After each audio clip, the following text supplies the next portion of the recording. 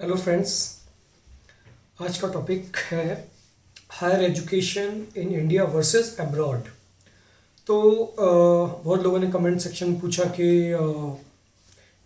हमें इंडिया में higher education के लिए जाना चाहिए या फिर अब्रॉड जाना चाहिए। और बहुत सारे लोग उसमें ऐसे थे जो इंडिया से ही बिलोंग करते, इंडिया के बाहर कभी नहीं गए। कुछ लोग ऐसे हैं जो अपर मिडिल क्लास हैं, कुछ मिडिल क्लास हैं, कुछ ओसीआई कार्ड होल्डर हैं। तो डिफरेंट डिफरेंट सिनेरियोज हैं और डिफरेंट डिफरेंट सॉल्यूशंस हैं। इसका सीधा सीधा कोई आंसर नहीं है कि इंडिया में हायर एजुकेशन अच्छी है या फिर बाहर। अभी भी मैं ये मानूंगा क्योंकि पॉपुलेशन इतनी ज़्यादा है कि इंडिया में नंबर ऑफ सीट्स सबके हिस्से में जो आती है वो कम है, इसलिए बाहर लोग ज़्यादा जाते हैं। लेकिन फिर भी इतनी इजीली आंसर नहीं मिलेगा, हर सिनेरियो का डिफरेंट है। चलिए इसको डिवाइड करते हैं। अब मैंने डिवाइड किया 3 कैटेगरी में। जैसे पहली कैटेगरी बात करेंगे कि वो बच्चे जिनके माँ बाप बाहर सेटल हैं या बाहर सेटल थे, यहाँ आ गए लेकिन वो ओसीआई कार्ड होल्डर हैं।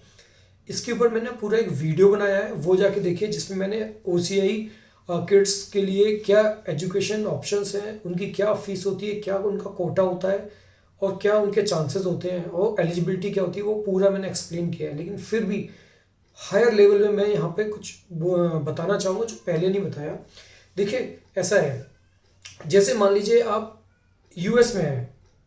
यूएस में 10th से मान लीजिए 12th तक टोटल स्टडी फ्री है, लेकिन मास्टर्स या ग्रेजुएशन इतनी महंगी है कि वो जो पैसा 12th तक आपको फीस में नहीं देना पड़ता वो सारा इकट्ठा वो वहाँ वसूल कर लेते हैं।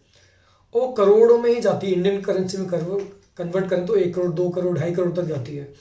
तो अब आपको ये देखना है कि वहाँ से निकल के, मैं अगर आईटी की बात करूँ, मैं बाकी बात नहीं करूँगा, आईटी में निकल के सब लोग तो टॉप 4 में नहीं जाएंगे। गूगल, अमेजन, फेसबुक सब तो नहीं जाते, उसमें तो लिमिटेड सीट्स होती हैं। बाकी तो नॉर्मल आईटी कंपनीज में ही जाएंगे। तो अगर नॉर्मल आईटी कंपनीज में ही जाना है तो वो कैंपस प्लेसमेंट इंडिया से भी मिल सकता है, वो वहाँ से भी मिल सकता है, उनके ऑफिसेज यहाँ भी हैं, उनके वहाँ भी हैं। तो इसमें क्या करना चाहिए, जो ओसीआई किड्स हैं उनको ये देखना चाहिए कि पहले वो किस कंट्री में है। जैसे कि कंट्री वाइज सिचुएशन बदल जाती है। मैं स्वीडन में भी था, वहाँ मैंने देखा कि जो वहाँ पर पीआर होल्डर हैं, जिनकी परमानेंट रेजिडेंसी है, जिनके पास, या फिर जो सिटीजन हो गए हैं, उनके बच्चों को तो वहाँ मास्टर और ग्रेजुएशन भी फ्री दिखा मुझे। फिनलैंड में भी दिखा कि वहाँ तो उसके भी पैसा नहीं ले रहे हैं या फिर बहुत नॉमिनल है। तो उस केस में तो बेस्ट प्लेस मैं बोलूँगा कि अगर आप इस ऐसी कंट्री में हो, सेटल हो चुके हैं, तो जस्ट बी देयर, क्योंकि वहाँ पर हायर एजुकेशन भी फ्री है। और इससे अच्छा क्या हो सकता है, क्योंकि लाइफ में सबसे बड़ा खर्चा ही बच्चों का ये होता है स्कूल के बाद, या ओवरऑल अगर लगा लें तो आपको ये देखना है कि ओसीआई कार्ड होल्डर है तो आप किस कंट्री में हो। अब मान लीजिए अब आप इंडिया आ गए हो, सिनेरियो में मैं डाल देता हूँ, इंडिया आ गए हो। इंडिया में रहने के बाद हर बंदा ये सोचता है कि यार अब मैं इसको वापस वहाँ भेज दूँ पढ़ाई के लिए, अच्छी पढ़ाई के लिए, या फिर यहाँ करूँ। अगेन आपको ये देखना है, जैसा कि मैंने पहले वाले वीडियो में बताया था, कि बच्चे के कैलिबर के हिसाब से वो मेडिकल में जा रहा है या नॉन मेडिकल में जा रहा है, वहाँ पे कोटा क्या है कॉलेजेस का, अच्छे कॉलेजेस का। क्योंकि अगर उस कोटे में वो कम रैंक लाके, कम मेहनत में, या फिर बच्चा एवरेज है, तो अगर वो वहाँ ला सकता है, फीस डेफिनेटली डबल होगी या ट्रिपल जो भी होगी इंडिया के नॉर्मल इंडियंस के लिए या ओसीआई के लिए। अगर वो अफोर्ड कर सकते हो तो फिर ऑप्शन यहाँ ज़्यादा अच्छा है, क्योंकि यहाँ की स्टडीज़ भी कम नहीं है। वहीं पहुँचते हो आप जहाँ अल्टीमेटली वहाँ से पहुँचोगे। बट अगर बच्चा वो भी क्वालिफाई नहीं कर सकता, या फिर आपको लगता है कि आपके पास अच्छा सेविंग है, या वहाँ पे जाके आपके रिलेटिव या कोई सपोर्ट करने के लिए है, क्योंकि 12th के बाद बच्चा इतना मैच्योर नहीं होता कि अपने आप मैनेज कर ले। मास्टर्स में हो जाता है, ग्रेजुएशन एक बार कॉलेज चला गया तो बच्चा अपने आप हैंडल कर लेता है चीज़ों को, घर ढूंढना, ये रहना वो रहना। 12th के बाद थोड़ी सी दिक्कत आती है उन्हें घर ढूंढने में, माइनर होते हैं, 17-18 भी पूरा हुआ ही हुआ होता है, तो उसमें सपोर्ट सिस्टम थोड़ा चाहिए होता है। ग्राउंड लेवल की बात है ये। तो पहला सिनेरियो मैंने आपको बताया उसे किड्स के लिए। आप ये देखिए आप किस कंट्री में हैं, उस कंट्री की हायर एजुकेशन फीस कंपेयर करिए। कोशिश करिए कि अगर आप ऐसी कंट्री में भेज सकते हैं जहाँ पे कम है, या फिर इंडिया में, इंडिया का सिनेरियो मैंने ऑलरेडी बता दिया, ओसीआई के लिए कोटा फीस वो सब मैंने प्रीवियस वीडियो बता दिया। अब दूसरा सिनेरियो, वो लोग जो मिडिल क्लास में बिलोंग करते हैं इंडिया में। अब बात एनआरआईज की नहीं हो रही, इंडियंस की हो रही है। देखिए मैंने कई बार देखा है कि बच्चों को सेटल करने के लिए और एक मास्टर्स या वो कराने के लिए अपनी एफडी तोड़वा देते हैं, अपनी ज़मीन बेच देते हैं, गांव की ज़मीन बेच देंगे या कोई गिरवी रख देंगे।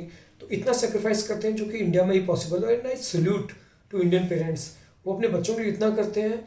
मैंने ये देखा है फॉरेन कंट्री में कि 12th के बाद बहुत कम लोग हायर एजुकेशन कर पाते हैं, क्योंकि उनके पेरेंट्स उतना पैसा उनको नहीं देते हैं। अगर करना है तो खुद का लोन लो, खुद करो।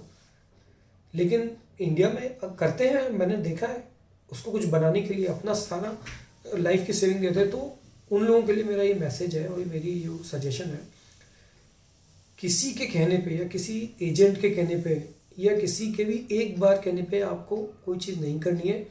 अपनी थोड़ी दिमाग लगाना है, यूट्यूब पे ढूंढना है, गूगल पे ढूंढना है, 10 लोगों से बात करनी है।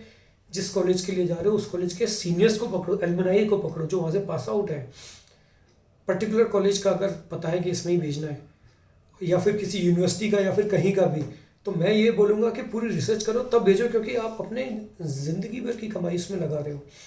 और अब्रॉड भेज रहे हो, अब्रॉड भेजने से पहले भी पता करो, क्योंकि बहुत सारे केसेस में ऐसा होता है कि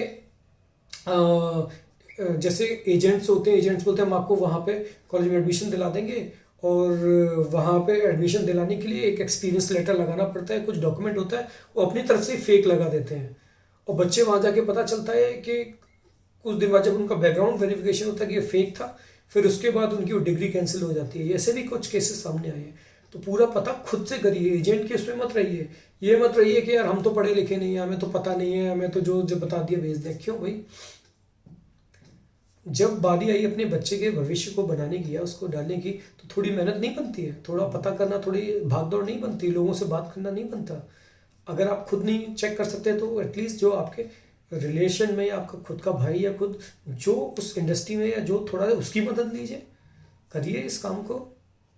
एक्सक्यूज नहीं चलेगा।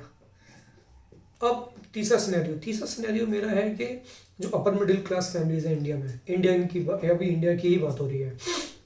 अपर मिडिल क्लास हैं जो कि एफर्ट कर सकते हैं बेटे को यहाँ पे भी पढ़ाना और बाहर भी पढ़ाना, बिना लोन के या हाफ लोन लेके, या जैसे भी उनके पास पैसा है। मैं उन लोगों के लिए सजेस्ट करूँगा, यस उनके लिए तो अब्रॉड का ऑप्शन अच्छा है।